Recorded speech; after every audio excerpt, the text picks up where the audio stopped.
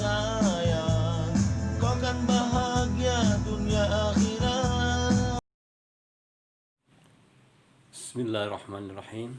Assalamualaikum warahmatullahi wabarakatuh. Saudara-saudara yang berbahagia, selamat berjumpa kembali. Semoga kita semua senantiasa ada dalam lindungan Allah Subhanahu wa taala, sehat, selamat dan sukses dalam segala aktivitas kita. Amin ya rabbal alamin. Saudara-saudara yang berbahagia, tema sekarang ini adalah mutiara-mutiara Islam.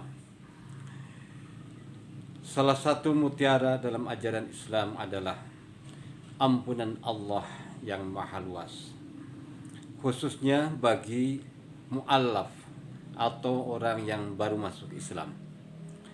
Suatu ketika saya pernah membimbing, memandu seorang perempuan masuk Islam, mengucapkan 2 kalimat syahadah, asyhadu an la ilaha illallah wa asyhadu anna muhammadar rasulullah.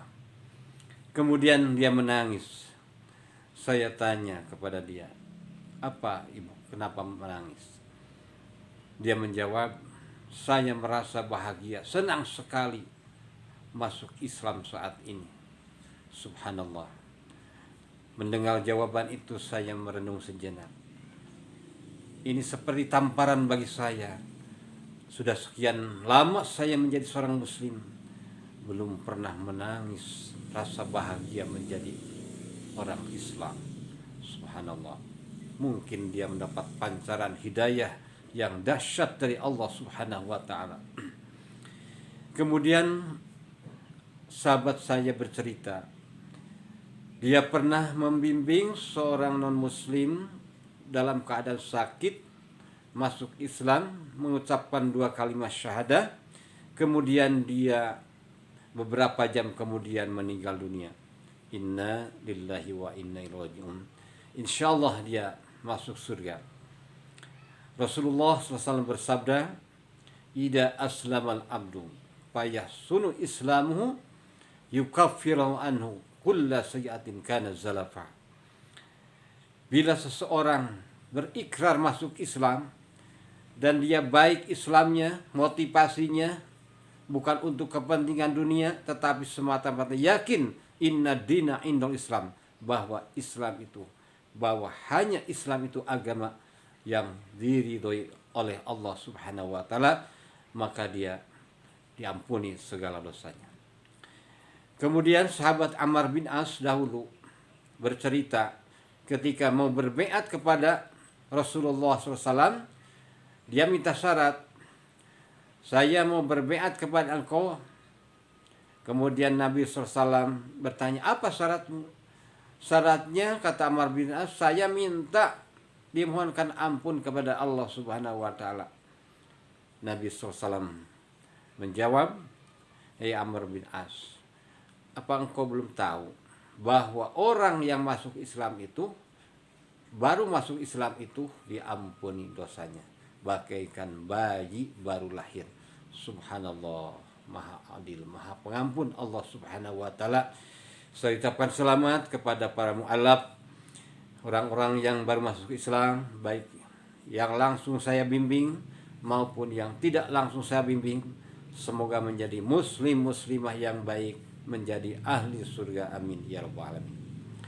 Saudara-saudara yang berbahagia, mutiara Islam lainnya, Allah Subhanahu wa taala tidak menilai manusia itu berdasarkan penampilan atau harta. Baru-baru ini ada seorang pemulung yang sedang viral. Dia sehari-harinya berpakaian kumal, sangat sederhana sekali. Kita bisa bayangkan yang namanya pemulung, rumahnya sangat sederhana, tapi dia mau berinfak, mengeluarkan uang untuk kurban sebesar 10 juta rupiah untuk berkurban. Konon katanya setiap tahun dia berkurban. Subhanallah. ini pasti dia ini lebih mulia di sisi Allah daripada orang yang berpakaian netis sehari-hari, bergaya, pakai kendaraan pribadi dan lain sebagainya, tapi dia tidak mau berkurban. Allah Subhanahu wa taala menilai amal dan hatinya seseorang. Allah berfirman, "A'udzubillahi minasyaitonirrajim. Inna akramakum indallahi atqakum." Sesungguhnya yang paling mulia di sisi Allah adalah orang yang bertakwa. Kemudian Nabi SAW bersabda, "Innallaha la yanzuru ila suwarikum wa amwalikum, walakin yanzuru ila qulubikum wa a'malikum." Sesungguhnya Allah itu tidak melihat kondisi penampilan fisik dan harta, tetapi Allah melihatnya, menilai kalian itu hati dan amal perbuatan. Subhanallah. Memang kita bisa bayangkan kalau Allah menilai seseorang itu berdasarkan penampilan fisik atau harta. Misalkan orang yang warna kulit lebih mulia daripada orang yang kulit hitam, kasihan sekali orang yang kulit hitam ya. Mungkin saja setiap hari dia mencari bahan-bahan, alat-alat untuk memutihkan kulitnya. Bisa-bisa terigu juga habis oleh mereka untuk memutihkan kulitnya. Tapi subhanallah, Allah tidak menilai dari segi warna kulit. Juga tidak melihat ganteng atau cantiknya. Kita bayangkan kalau yang dinilai itu adalah paling cantik, paling ganteng, bisa-bisa ibu-ibu yang punya uang dapur untuk belanja di dapur bisa-bisa habis pakai make up. Biaya anak sekolah juga bisa habis dipakai make up untuk mempercantik, tiada hari, tiada jam untuk mempercantik diri. Tapi subhanallah, sekali lagi Allah tidak menilai penampilan fisiknya. Demikian juga harta. Harta itu relatif tidak bisa menentukan kemuliaan, tetapi yang menentukan kemuliaan adalah tadi hati dan amalnya. Karena itulah orang yang berpenampilan ganteng, cantik, banyak harta, syukurilah. Jangan sampai itu dijadikan kesombongan. Jangan dipakai riak, jangan dipakai pamer, tapi bersyukurlah atas anugerah Allah Subhanahu wa taala. Sekali lagi, yang paling mulia adalah orang yang amalnya baik, yang paling baik takwanya. Saudara-saudara yang berbahagia, kemudian mutiara Islam yang lainnya adalah sekecil apapun amal kita yang baik, kalau kita sebagai seorang muslim akan punya nilai, berpahala. Beberapa hari yang lalu pernah viral, ada seorang pengusaha besar berkelas dunia, memiliki triliunan rupiah. Kemudian dia meninggal dunia. Dia punya anak. Putrinya berkata, "Sayang sekali, harta ayahku yang demikian banyaknya, demikian melimpahnya tidak bisa menyelamatkan jiwanya." Apa makna pernyataan dia?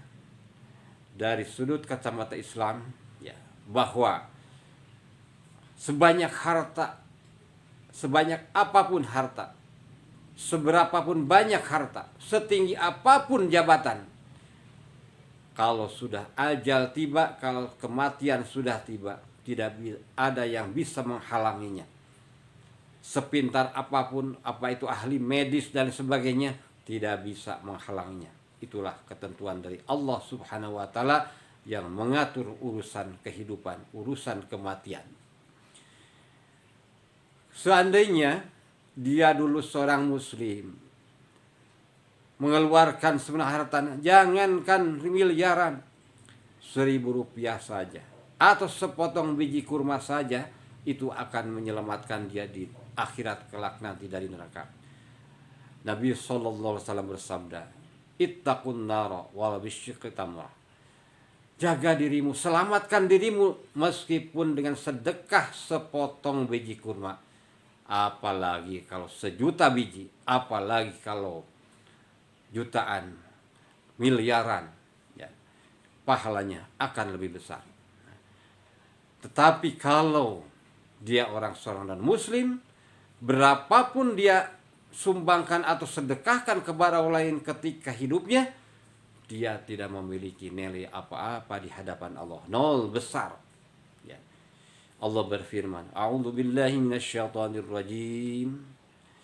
Walladzina kafaru a'maluhum kasarabin biqi'ah.